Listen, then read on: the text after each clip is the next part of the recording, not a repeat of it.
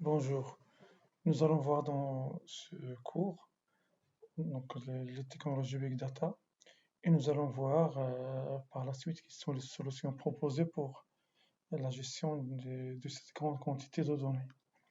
Bon, le plan que nous allons développer est le suivant dans cette première partie du cours. Nous allons voir tout d'abord d'où vient le terme Big Data. Donc, nous allons voir que c'est l'évolution des données qui a été la base et la cause de ce terme Big Data. Nous allons proposer quelques définitions de Big Data et puis quelques caractéristiques. Après, nous allons voir euh, la première solution proposée pour la gestion des données Big Data. Après, nous allons voir l'installation du Hadoop sur Windows pour faire des simulations, pour comprendre le principe de l'écosystème Hadoop. Donc, on commence par l'évolution des données.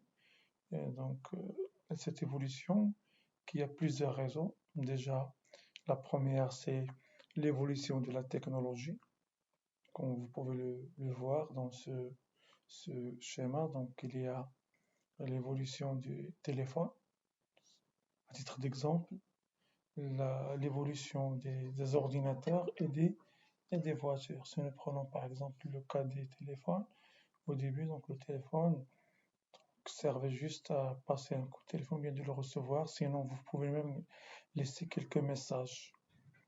Maintenant, avec les téléphones portables, avec les smartphones, donc les données sont générées par un simple clic ou bien une simple action ou bien par l'envoi des messages par WhatsApp et ainsi de suite. Une deuxième évolution technologique aussi, c'est les ordinateurs. Au début, il n'y avait même pas de disque dur. Après, il y a des disques durs avec des tailles limitées. Maintenant, avec le cloud, donc on a la possibilité de stocker des données illimitées, la taille des données illimitée. Aussi, cette évolution de données provient de quelques technologies au niveau de l'industrie, comme par exemple les voitures, avec les smart cars. Il est possible maintenant de générer beaucoup de données, surtout avec les capteurs qui se trouvent dans ces voitures intelligentes. Imaginez pendant 1 kilomètre ou plus, combien de données une voiture intelligente peut générer.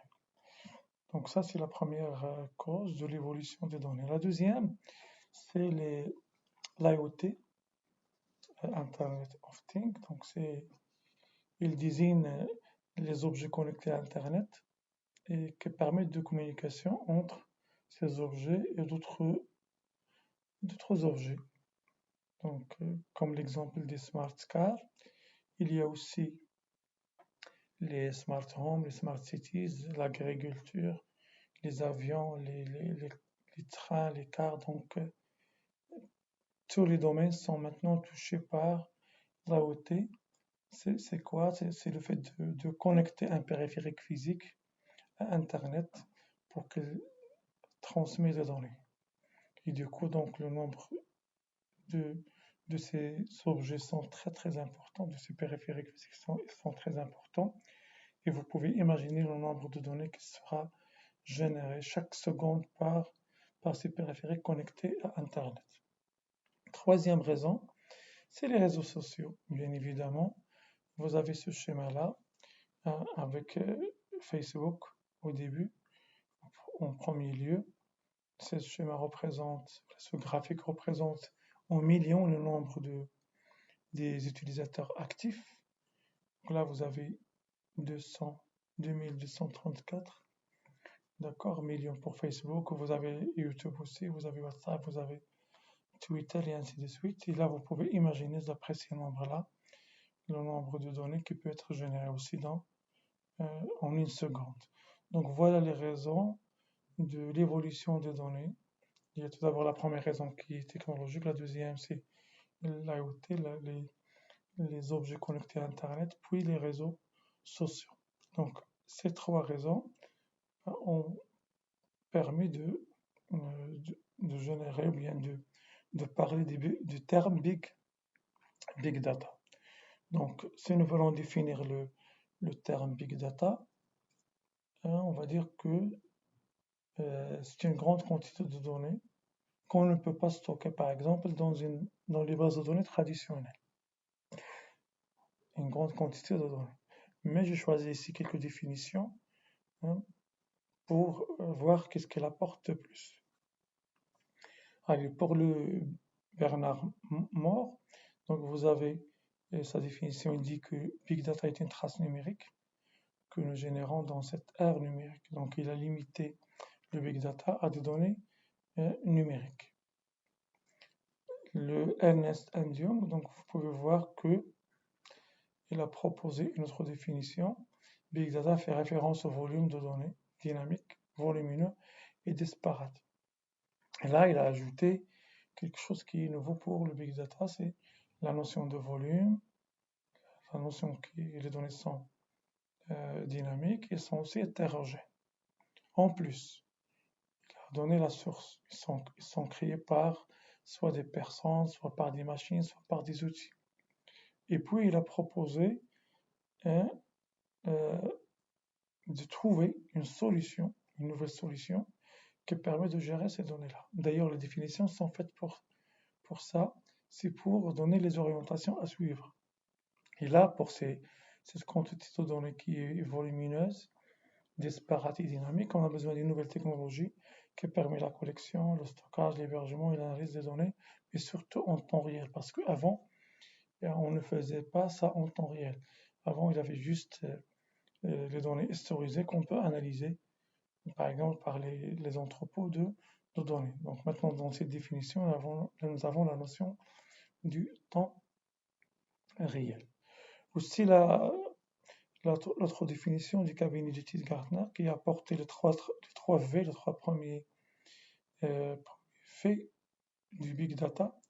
Big Data sont des ressources d'information, high volume, le V, high velocity, la vitesse de génération, et high variété, les données qui sont très, très variées. Mais aussi, il a proposé ici qu'il faut trouver des solutions innovantes qui permettent de gérer ces données. La dernière définition que j'ai choisie dans ce cours, c'est Lisa Arthur de Forbes. Donc, ce que je retiens dans cette définition, c'est que les données, les big data, ce sont des données, mais qui proviennent aussi des sources traditionnelles, plus les sources numériques, et que ces données-là ne proviennent pas seulement de l'intérieur de la société, elles proviennent aussi de l'extérieur. Et ces données-là représentent une source continue. Donc, quand on dit une source continue, ça veut dire que les données ne s'arrêtent pas. Comme on dit, data never sleeps. Les données ne dorment jamais. Ça veut dire qu'il y a chaque moment, il y a une génération de données. Donc, d'après ces définitions-là, comme vous pouvez le voir, il n'y a pas qu'une seule définition de Big Data, mais il y a un certain nombre d'éléments qui est commun à ces définitions, qui sont sur tous les 5 V du Big Data, les caractéristiques du Big Data. J'ai dit il y a 3 au début, après ils ont ajouté 2 autres, ou 5 ou 3 V. Maintenant on est à 5, mais vous pouvez trouver quand même il y a 10, il y a même plus. Et on va se contenter des 5 V et on va les expliquer. Donc on va commencer par le volume. D'accord? Qu'est-ce qu'il représente? Le volume, c'est la quantité des données, cette quantité qui peut représenter l'échelle des données, ou bien l'augmentation de la quantité de données stockées et qui maintenant dépasse largement les étabytes. Nous allons revenir à la mesure de cette quantité. Deuxième V, je vais rester dans les premiers V, vélocité. La vélocité, c'est la génération rapide, c'est la vitesse de génération des données, d'accord? Et c'est la vitesse à laquelle les données s'accumulent. Et quand on dit une génération rapide, ça cause des problèmes. Par exemple, ce sera difficile de capter, de collecter et d'analyser les données. Et du coup, on a besoin des solutions. Vous allez voir que parmi les solutions, c'est le traitement en batch et en streams. L'autre V, c'est la variété. La variété, donc, c'est la diversité des données qu'on nous allons voir, soit structuré, soit non structuré, soit semi-structuré. Les deux autres V ajoutés, c'est la véracité. Et la véracité, c'est une autre caractéristique qui signifie la cohérence des données. Ça veut dire, est-ce que les données, ou bien l'information que nous allons manipuler, est-ce qu'elle est réelle ou bien elle n'est pas réelle, est-ce qu'elle est fausse. Ça, c'est important pour chaque entreprise. Et du coup, donc, ce V-là, la véracité, demande beaucoup de travail, demande du nettoyage, du filtrage, pour que la donnée qu'on doit analyser pour avoir une décision, donc il faut qu'elle soit cohérente. La dernière V, c'est value, la valeur. Et la valeur, elle représente ici la connaissance. Ça veut dire que on doit être capable on doit avoir la capacité de transformer les données, toutes les données, pour avoir une connaissance qui va nous aider à prendre la bonne décision. Alors ça, c'est pour les 5 V. Pour les différents types de données, comme j'ai dit, donc il y a 3 types que vous devez savoir. Les types structurés que vous connaissez déjà certainement, les bases de données relationnelles, Excel, ils ont un format et de taille fixe. Pour les semi-structurés, les nouveaux formats, l'XML, JSON, etc. Ce sont des données qui sont structurées, mais qu'on ne peut pas stocker dans des bases de données relationnelles. Et puis, vous avez les données instructurées, donc non structurées, sont représentées par les logs, les fichiers logs, les vidéos, les audios, certainement d'autres types qui peuvent apparaître par la suite. La capacité de stockage, donc nous avons dit qu'on a déjà dépassé le Tera, on est déjà à exabyte ou même zettabyte, et il y a même aussi le yottabyte. Là, vous avez bien sûr donc comment vous pouvez calculer ces capacités. Les autres termes qui peuvent être utilisés après yotta, ce sont ces termes-là que j'ai trouvés sur Internet. Bon, cette capacité de données, d'après IBM et d'après IDC, donc International Data Corporation, il prévoit d'ici 2020 que la quantité de données qui sera créée atteindra 44 zeta bytes ou bien zeta octets. Donc c'est une quantité vraiment très très euh, énorme, et que parmi ces données-là, 80% seront des données non structurées. Et du coup, donc, on a besoin d'une solution pour ces types de données. Voilà, en parlant de solution, la solution consiste tout d'abord à développer des nouveaux outils logiciels, des systèmes de base de données qui permettent la gestion de cette quantité de données structurées et non structurées et semi-structurées.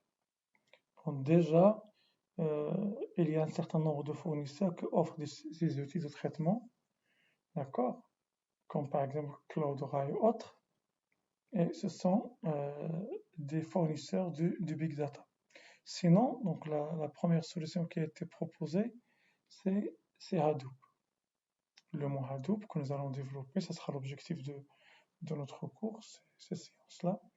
Donc, c'est un framework qui permet le stockage distribué et le traitement parallèle. Et là, on doit tenir compte de ces termes-là, distribué et parallèle, qu'on va expliquer par la suite. Et Hadoop est une technologie permettant de stocker des données volumineuses sur un cluster de machines de manière distribuée. Ça veut dire que Hadoop s'exécute sur un cluster d'ordinateurs, généralement répartis sur ce qu'on appelle les racks. On doit commencer tout d'abord, avant de passer au détail du Hadoop, on doit commencer par le cluster Hadoop. C'est quoi un cluster Hadoop? Parce que Hadoop, comme je viens de le dire, il s'exécute sur un cluster d'ordinateurs. Donc c'est quoi ce cluster? C'est une collection de racks. Je vais commencer à partir du bas. Et chaque rack est un ensemble de nœuds qui sont connectés par le même commutateur. Et chaque nœud, c'est juste un ordinateur. Donc il y a un commutateur principal, et puis il y a des commutateurs propres à chaque rack. Comme ça, donc, on peut parler de ce terme-là, donc le stockage distribué et le traitement parallèle. Donc, si on a un cluster avec cette forme-là, on peut maintenant penser à ce stockage distribué et le traitement parallèle qu'on va expliquer juste après. Exemple du cluster. Donc là, vous pouvez remarquer qu'il y a un rack qui contient plusieurs nœuds et l'ensemble des racks constitue le cluster. Un autre exemple, d'accord? Donc là aussi, vous avez un rack avec des nœuds et l'ensemble des racks constitue le cluster. C'est pour voir vraiment que on a besoin de beaucoup d'ordinateurs pour le traitement parallèle et distribué, le stockage distribué. D'accord, maintenant on passera à Hadoop, l'écosystème Hadoop. Donc déjà, le mot Hadoop, il vient, donc Hadoop, il vient du jouet. Donc c'est ce schéma-là. Un éléphant jouet du fils du Duke Kating. C'est lui qui a développé en Java cette framework et il a donné le nom de jouet de son fils à ce logiciel. Donc, il utilise une technologie utilisée par Google au début, c'est MapReduce, que nous allons voir par la suite. Donc, et c'est quoi l'écosystème Hadoop? C'est un ensemble de logiciels. C'est vrai qu'il y a l'ensemble, les composants les plus importants, c'est MapReduce, Yarn et HDFS, que nous allons détailler par la suite, mais il y a aussi d'autres logiciels qui constituent l'écosystème, parce qu'on a besoin des bases de données pour stocker les nouveaux types de données. On a besoin notre entrepôt de données qui est le Hive. On a besoin d'un outil pour l'importation et l'exportation entre tout ce qui est relationnel et tout ce qui est maintenant HDFS par la suite. Et on a besoin pour le traitement en temps réel d'autres solutions, donc comme Kafka et Spark, que nous allons voir par la suite. Donc, étudier Hadoop, revient à étudier l'écosystème, parce que c'est la première solution. Mais sachez qu'il y a d'autres solutions que nous allons voir après, surtout Apache Kafka et Apache Spark. Mais il est important de voir la première solution Hadoop pour comprendre le principe du stockage distribué et le traitement parallèle par MapReduce. Donc les principaux composants que nous allons détailler dans ce cours, ce sont les HDFS, Hadoop Distributed File System, qui permet le stockage distribué des fichiers. Nous allons voir aussi Hadoop MapReduce, qui permet le traitement en parallèle, et Hadoop Yarn, qui permet la gestion des ressources des nœuds, du cluster en général. Nous allons voir que ce Hadoop Yarn, il représente en quelque sorte le système d'exploitation des Hadoop. Donc voilà, on va prendre élément par élément et on va le détailler. On commence par HDFS et nous allons voir comment se passe le stockage distribué.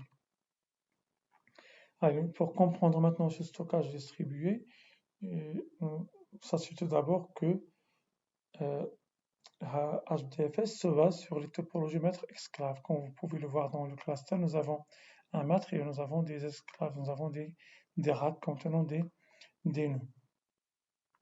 Et du coup, donc, nous allons voir les concepts de HDFS Hadoop.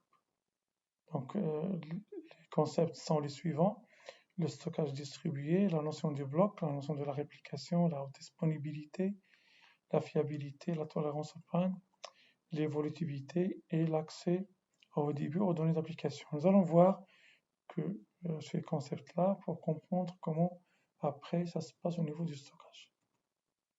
Alors on commence par le premier concept qui est le stockage distribué. Donc quand on parle de stockage distribué, sachez que quand le système reçoit un fichier ou une information, il va la diviser en petits morceaux, et puis il va les stocker d'une façon distribuée dans plusieurs nœuds.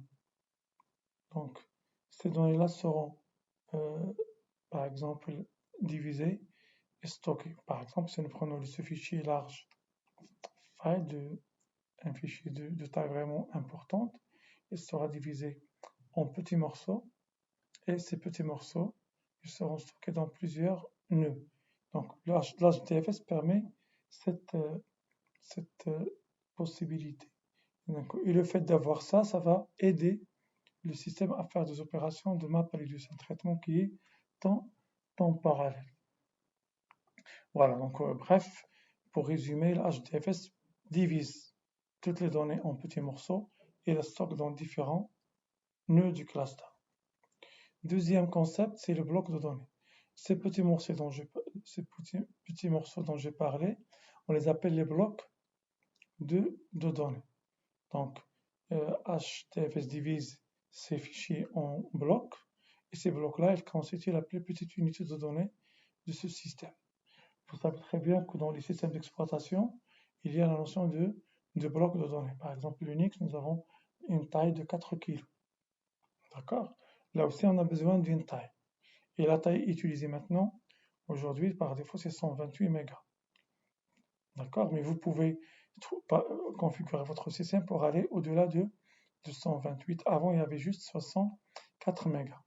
Donc, pourquoi on a besoin d'un bloc de taille importante et ne pas se contenter des systèmes d'exploitation comme Linux de 4 kg? Parce que, imaginez, vous avez juste ce fichier de 392 mégaoctets. Si on le divise avec des blocs de 4 kg, on aura une infinité de blocs. Et ça va encombrer déjà les métadonnées dont je vais parler après. Et il va aussi créer un problème au niveau du trafic. D'accord? On aura certainement une surcharge et un trafic vraiment qui n'est pas souple au niveau de la transmission des données entre les nœuds d'un cluster. C'est pour cela qu'ils ont proposé une taille importante des blocs de données. Donc, le deuxième concept, c'est la notion de bloc. L'exemple que vous avez ici, c'est que ce fichier-là sera divisé en 4 blocs, même si le dernier bloc ne contient pas la taille de 128 mégas. Donc, il va considérer ça, c'est la suite de ce fichier. Troisième concept, c'est la réplication. Et la réplication consiste à créer des copies. Parce qu'on a besoin d'avoir plusieurs copies. Et cette notion de la réplication va bien sûr donc par la suite nous permettre d'avoir la haute disponibilité, la tolérance au panne et ainsi de suite. Donc comment ça se passe au niveau de la réplication? Quand le maître reçoit les données, ils seront divisés bien évidemment en blocs. Si nous prenons ce fichier par exemple, divisé en 3 blocs, qu'est-ce qu'elle fait? Par exemple, nous prenons le bloc P1, il va stocker le bloc P1 dans le nœud 1 du rack 1. Après, ces informations de stockage seront stockées dans le maître, qu'on va le voir par la suite. Parce qu'il doit garder le rack, il doit garder l'emplacement, le nœud, bref, l'adresse de ce bloc-là.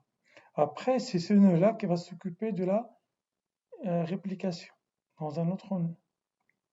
C'est lui qui doit retenir ces informations, des métadonnées, après il va les partager avec le maître. Le deuxième nœud, il va faire la même chose, il va faire une réplication. Donc ce nombre de réplications, il dépend de votre système. C'est à vous de configurer combien vous voulez que le bloc soit répliqué. Là, vous pouvez remarquer que je choisis juste 3. Donc P2 et P3 seront répliqués que 3 fois.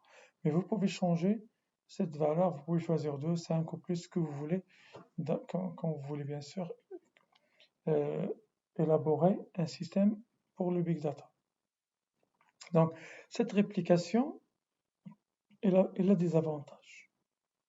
Elle a beaucoup d'avantages. Donc le premier, c'est la haute disponibilité. La haute disponibilité, il se fait au niveau de la lecture. Si vous voulez lire une information.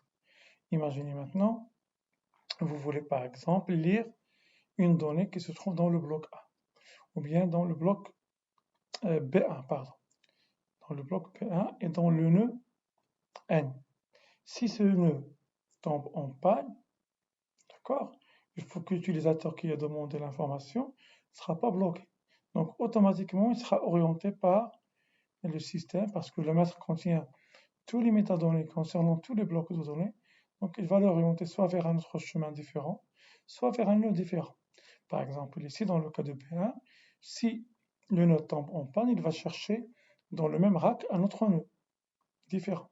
Sinon, si ce bloc-là ne se trouve pas ici, il va le chercher dans un autre chemin différent, dans un autre rack, ce qui garantit la haute disponibilité de données.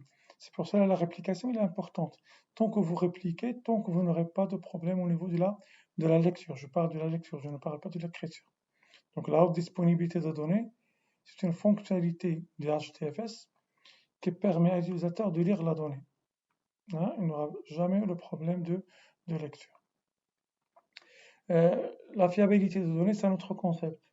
Et la fiabilité de données, c'est le fait d'équilibrer le cluster par le respect du facteur de la réplication, soit par la création ou bien la suppression d'un bloc répliqué. J'explique ça. Donc imaginez, on a choisi 3. On a choisi le facteur de la réplication égal à 3. Si par exemple un nœud tombe en panne, ce bloc ne sera pas disponible. Et au total, on aura dans le cluster que 2 blocs. Hein? D'accord? Donc, que 2 blocs. Donc, le système doit être capable de garder cette fiabilité, de garder toujours 3 blocs. C'est ce qu'on a demandé. On a choisi un facteur de 3. Donc, à tout moment, le système doit vérifier qu'il a pour chaque bloc 3 copies. Ça s'appelle la fiabilité. Tout ça se fait par notre système HDFS. Donc, quand un nœud tombe en panne et on perd un bloc, automatiquement un bloc sera ajouté, avec bien sûr ses métadonnées. Une fois il a ajouté, on est à 3 blocs. Mais si le nœud qui est tombé en panne devient actif, on va se retrouver avec un 4e bloc de plus. Donc soit on se retrouve avec un bloc de moins quand on perd un bloc, soit on se retrouve avec un bloc de plus. Et du coup, le système doit être capable de revenir juste au facteur de la réplication qui est 3, dans notre exemple. Ça s'appelle la fiabilité des données. L'autre concept aussi, c'est la tolérance aux pannes. Et la tolérance aux pannes, il concerne l'écriture, ce n'est pas la lecture. Ça veut dire quand le système essaie d'écrire dans un cluster, il va choisir bien évidemment un ensemble de nœuds, certainement dans des racks différents. Si par exemple un nœud tombe en panne, le système doit être capable d'écrire dans d'autres nœuds. Et là, vous allez voir comment opère le système pour faire ça. Mais cette opération de la tolérance aux pannes, c'est différent par rapport à la haute disponibilité de données. La haute disponibilité de données, c'est pendant la lecture, et on parle de la tolérance aux pannes pendant l'écriture. Les deux autres concepts qu'on a, ce sont les concepts de l'évolutivité. Ça veut dire que le système doit être évolutif, il accepte l'extension.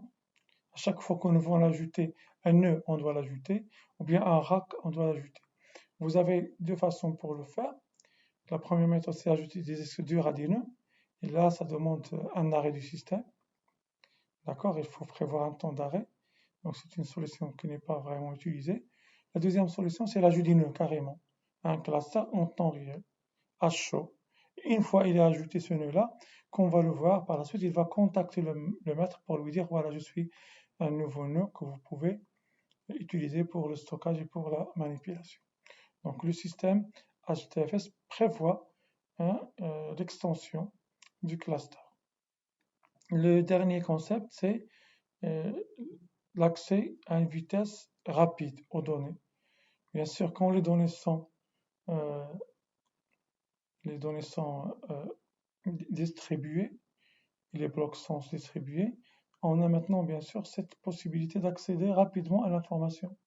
Parce que les blocs nous permettent la distribution, nous permettent la réplication et nous permettent aussi le traitement distribué rapide à l'aide de plusieurs machines. Et permettent aussi la récupération en cas d'échec. Voilà donc cette première partie du cours concernant HDFS. Donc la suite, ça sera dans la deuxième partie de la deuxième vidéo qui va contenir aussi la suite de HTFS, le deuxième composant MapReduce et le troisième composant qui est Yarn.